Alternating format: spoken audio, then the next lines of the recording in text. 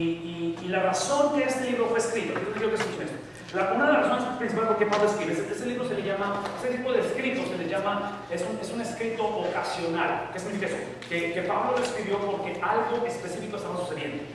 Y si ustedes estuvieron aquí desde el principio, a lo mejor se acuerdan de eso, a lo mejor no se acuerdan, y por lo tengo que recordarles que una razón principal que esto se escribe, este libro de Romanos, que es sumamente importante, es porque en la iglesia en Roma había un conflicto bastante serio. Y el conflicto es que tienes dos culturas. Tienes una cultura de judíos, literalmente gente que venían o que fueron dispersados por múltiples generaciones, múltiples razones y terminan en Roma. Y tienes judíos que se convierten al evangelio y tienes gentiles no judíos que se convierten al evangelio. Y cuando se unen ellos, escuchen esto, cuando se unen y se forman la iglesia, el problema era, y pienso que sigue siendo hoy en día, el problema es que la gente había creído, escuchen esto, había creído en lo que Cristo dijo.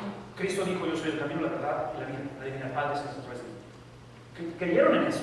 El problema es que diferenciaban en lo que Cristo implicó con lo que dijo. En inglés sería what Jesus said versus what Jesus meant. Lo que implicó o lo que significa. Entonces, creían que Jesús era el camino, la verdad y la vida, pero diferenciaban en lo que eso implicaba, las implicaciones de ello. Entonces, a raíz de ello, había muchas diferencias entre ellos, había pleitos, había, hasta cierta manera, lo que estaba pasando, saben lo que es la palabra bullying, ¿verdad? Cuando alguien está abusando de alguien, hasta cierta manera lo que estaba pasando. Los judíos cristianos abusaban a los gentiles cristianos y se creían mejores porque ellos eran judíos, porque venían de una cultura diferente. En fin, era un relajo ahí. A raíz de ello, empieza toda esa conversación donde Pablo entra en este capítulo 12 a poner orden al asunto. Y si ya abrazaste, si ya creíste en capítulos 1 al 11, si ya llevaste esos capítulos y los has creído, entonces ahora lo que implica es qué haces con toda la información que has tenido. Y por eso es que el versículo número 1 del capítulo 12 dice lo siguiente: por lo tanto, otra vez, esta es la palabra en inglés therefore. Después de todo lo que he dicho, aquí está la conclusión. Hermanos, no está hablando a no cristianos, está hablando a cristianos, aquellos que han seguido a Jesús, tomando en cuenta las misericordias de Dios. Esta traducción dice la misericordia, pero las misericordias de Dios son múltiples, no es singular, es plural. Dice: les imploro o les ruego. La palabra en inglés es urge. La palabra está pleading el caso, está hablando con agresividad, no dando margen a opción. Está diciendo: les ruego, les imploro, les ordeno como apóstol que cada uno de ustedes, sin excepción, en adoración espiritual, ofrezcan, escuchen esto, ofrezcan su, ¿qué cosa? Su cuerpo como un sacrificio, ¿qué es lo opuesto a vivo? Muerto. Y les menciono esto porque otra vez, porque en la audiencia que está escribiendo, esta gente sabía de sacrificios, todo el tiempo sacrificaban. El problema es que sacrificaban animales que estaban vivos, pero terminaban siendo muertos. Entonces dice Pablo: no sacrifiques cosas muertas, de hacer cosas vivas. Esa cosa viva eres tú, está diciendo él, eres tú, es tu cuerpo, el cual tiene que ser vivo, es un sacrificio con el cual es vivo, el cual es, ¿qué cosa? Santo. Y la otra es que tiene que ser agradable a quién, no a ti, a él. Entonces, quiero que piensen conmigo en lo que está hablando Pablo, porque la implicación otra vez es que esta gente sabía de sacrificios, esta gente sabía de rituales, esta gente lo hacía todo el tiempo. Y de acuerdo a la Biblia, el sacrificio perfecto fue dado a través de Jesús. Ya no hay necesidad de sacrificar animales. Por eso es que no tenemos aquí un altar con mucha sangre. Si no, le diría un poquito feo esta mañana. Si no hubieran llegado ustedes con cabritos, con gallinas, con palomas y hubieran sacrificado, lo hubieran hecho, es lo que hemos hecho esta mañana, si esto Jesús no hubiera sacrificado. Pero como Jesús es el sacrificio perfecto, escuchen esto: el sacrificio de animales pasa a ser nulo, no existente. Cristo ahora es el sacrificio perfecto. La diferencia de Cristo, cuando Él fue sacrificado, literalmente murió, pero en el tercer día, ¿qué pasó? Resucitó. Entonces, literalmente, el que murió ahora vive. A raíz de ello, lo que está diciendo Pablo es que tienen que recordar esto: ustedes son seguidores de Jesús, ustedes se unen con Él en esa cuestión de sacrificio. Por eso dice Pablo en otra de sus cartas: para mí el vivir es Cristo y ahora el ser sacrificado o el morir es ganancia. Sí, dice él también, hablando de las mismas cartas en Gálatas, habla acerca de que con Cristo estoy ahora juntamente sacrificado o crucificado. ¿Qué implica eso? Que ahora soy un sacrificio puesto en el altar, y a raíz de que estoy puesto en el altar, dice Pablo, ya no vivo yo en mí, sino que ahora Cristo es quien vive a través de mí. Ok, con esto en notitas, por favor, tienen lo siguiente. Lo que está implicando Pablo es que quiere un sacrificio vivo.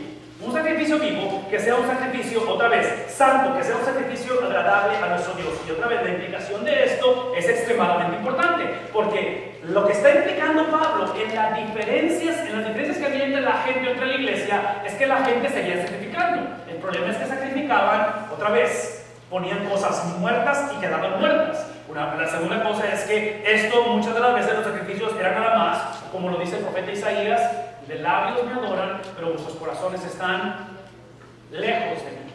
De labios me adoran, pero el corazón está lejos de mí. Entonces, eran sacrificios no santos. Y obviamente, al no ser santo, no son agradables. Por favor, escuchen esto. La palabra santo no significa sin pecado. No existe una vida sin pecado. Sería mentira decir que no tenemos pecado. La palabra santo significa consagrado o separado para mí. Es lo que está diciendo. Entonces, Él tiene un sacrificio en el cual el sacrificio sea solamente para mí. Es el concepto que yo les introduje tiempo atrás, les hablé especialmente en el concepto de los 10 mandamientos, cuando el Señor dice: amarás al Señor tu Dios y le adorarás solamente a Él, y no te vas a postrar ante imagen o cosa hecha por hombre. ¿Recuerdan esto? Hablando de la cuestión de la adoración. Por favor, pongan atención. El concepto es el concepto de exclusividad. Yo se los he dicho varias veces esto y se los voy a repetir. Nuestra nación, estamos emproblemados en muchos sentidos de la palabra, pero uno de ellos tiene que ver con esta revolución moral que estamos viviendo. Revolución moral, o sea, que estamos cambiando la definición de moralidad, el concepto del matrimonio y todo eso.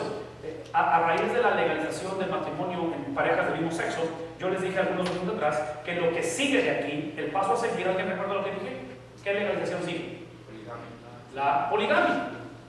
De que sea legal que un hombre tenga múltiples esposas. Ahora, el problema con ese, aparte de la moralidad, aparte de la cuestión, inclusive enfermedades venéreas, es un relajo. Va a ser un relajo.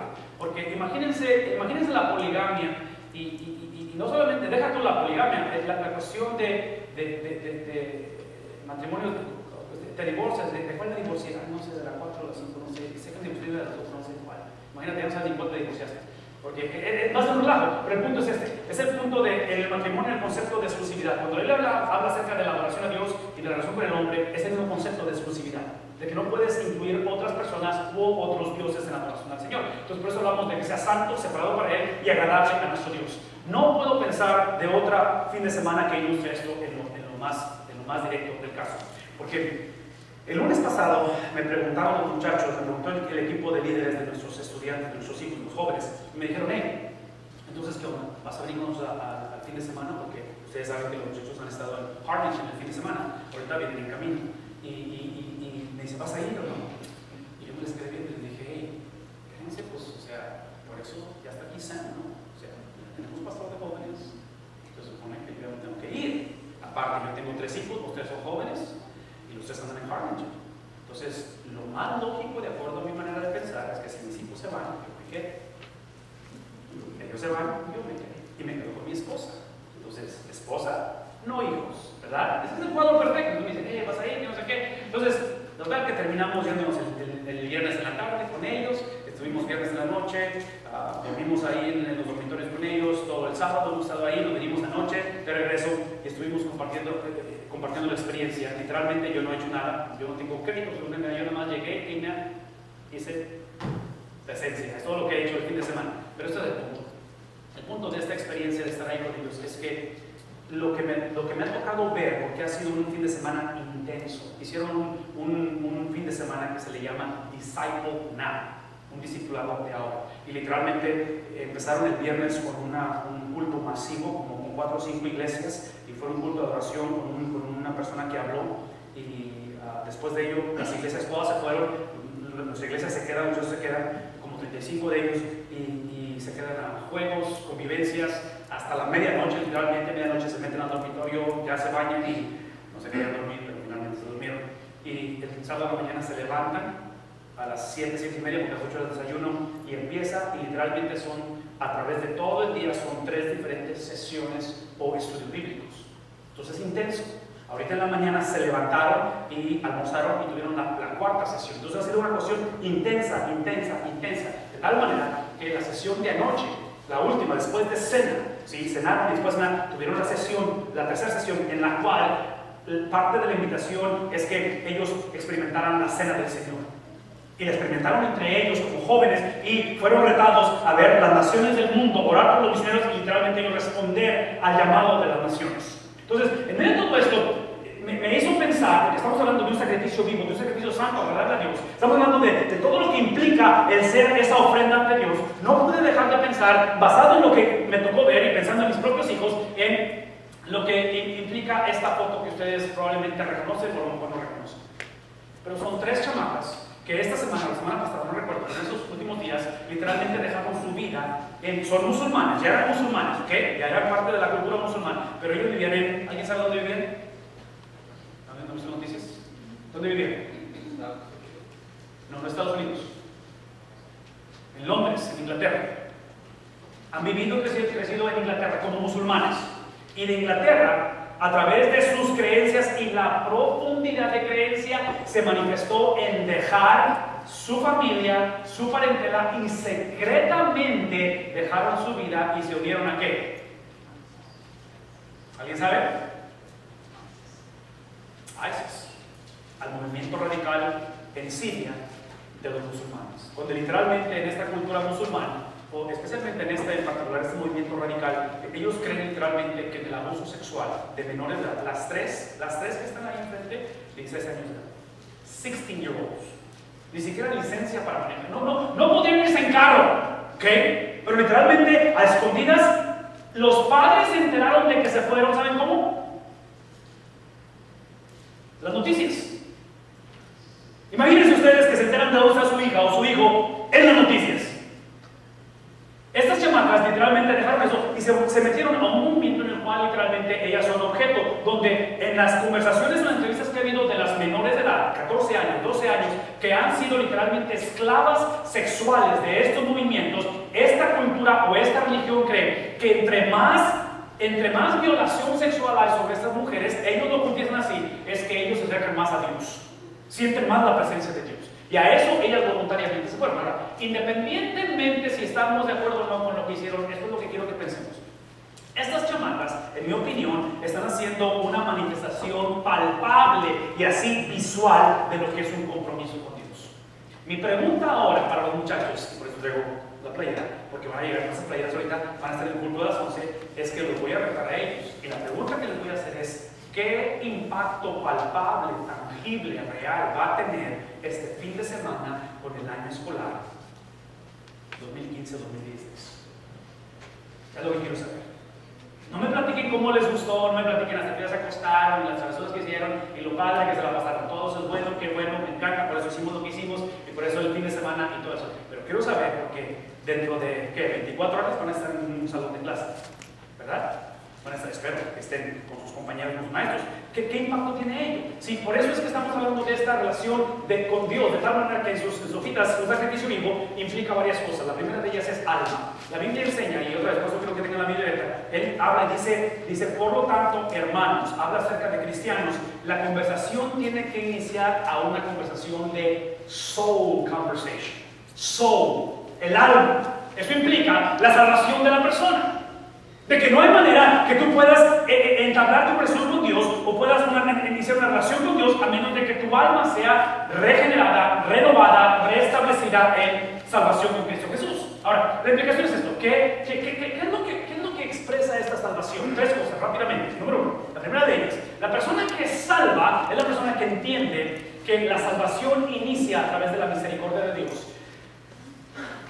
Lo que no podemos decir es pensar o creer que la salvación es simplemente el mejorar nuestra condición como seres humanos. Eso no es salvación. Salvación no es solamente rescatar nuestro matrimonio que estábamos por divorciarnos. Salvación no significa que nuestros hijos, que a lo mejor estaban por salir de la escuela, con esa experiencia del fin de semana en Harlingen, van a regresar a la escuela o van a ser mejores hijos.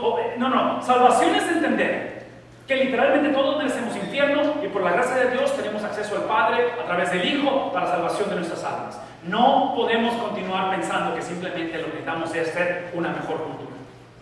Eso no es lo que necesitamos. Eso implica, y aquí aquí está otra cosa que tienen que llevar.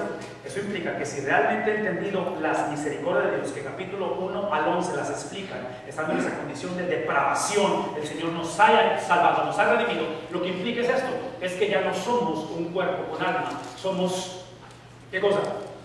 Un alma con cuerpo. En otras palabras, esto es lo que quiero decir. El 90%, 95% o a lo mejor hasta el 97% del sufrimiento y de las cicatrices que tengo en mi corazón, sufrimiento en mi vida personal, ha sido lo que en inglés se le llama self-inflicted. ¿Qué significa eso? Que me lo he causado a mí mismo porque he tomado decisiones basadas en que soy un cuerpo con alma. Mi deseo es que mis 3 hijos, y espero que sea el deseo de tu corazón, es que este año escolar, las decisiones que tomen, que no sean basadas en que son cuerpo, bueno, ¿qué significa eso? Que no las basen nada más en lo que sienten, lo que ven, lo que escuchan, lo que pueden probar, lo que pueden tocar, lo que pueden, ¿sí?, oler. Los sentidos. El vivir para Dios, el tener fe, es entender que va más allá de los sentidos. Que mi espíritu tiene que primero conectar con el Padre y que esa conexión en espíritu me haga entender cómo tomar decisiones. De tal manera que aquí está el reto. De que ahora ese va a ser el antídoto a lo que en inglés se le llama entitlement. Ese sentido de que todos me deben. ¿Cómo me relaciono con los demás? Porque la realidad es esta, escuchen esto. La realidad es esta. Típicamente, sobre todo el número 3, típicamente la razón por qué batallamos en lidiar con gente es porque el número 1 se nos ha olvidado. Cuando a ti y a mí se nos olvida de qué y de cómo y de qué nos ha perdonado Dios, cuando se nos olvida eso, convenencieramente tenemos muy poquita misericordia sobre aquellos que nos ofenden.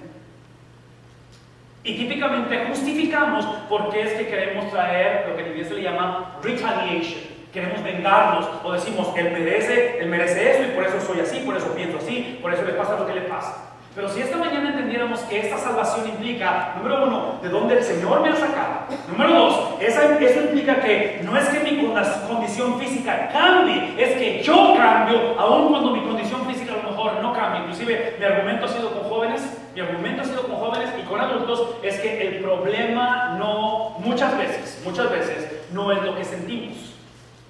Feelings, emotions. El problema no es lo que sentimos. ¿Saben cuál es el problema? Es que hemos caído en la mentira que si lo siento, debo de hacer. Ese es el problema.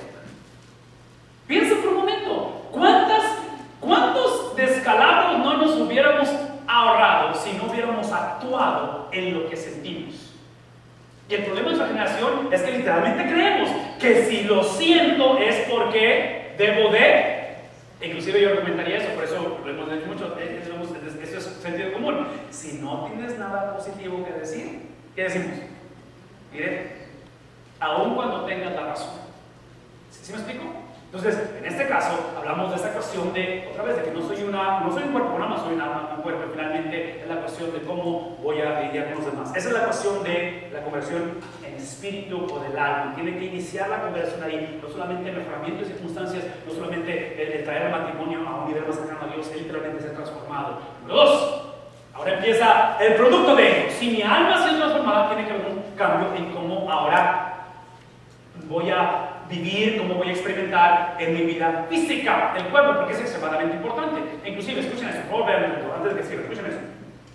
Una de las contradicciones o controversias o conflictos que había en la iglesia de Roma en ese tiempo es que los gentiles, judíos gentiles, la gente que no era judía y que venía de culturas o de filosofías griegas, los griegos siempre creyeron y siempre afirmaron, y hasta la fecha es algo que es prevalente, la Biblia habla en contra de esto constantemente. Los judíos, los gentiles o los griegos decían, no importa lo que hagas si tan solo crees lo correcto. Porque lo más importante es la mente. Si la mente la puedes separar de lo físico, no importa que seas una persona grosera, o que abuses, o que seas una persona inmoral, o que seas una persona que está robando. Si tú crees lo correcto, si tú pones tu fe en Jesús, nada más con que estés divorciado, porque lo material del cuerpo es pecaminoso, el espíritu es lo que cuenta delante de Dios. Entonces, pensando en eso, escuchen esto, aquí es donde nuestros hijos, pensando en este nuevo año escolar, la mayoría de nuestros hijos, todos, cuando nos metemos en problemas y violamos las leyes divinas, no fue en su gran mayoría, no fue por falta de conocimiento. ¿Cuál fue la razón? Porque divorciamos nuestra creencia, convicciones o doctrina, ¿con qué? Con nuestra conducta. El momento en que divorciamos ello, si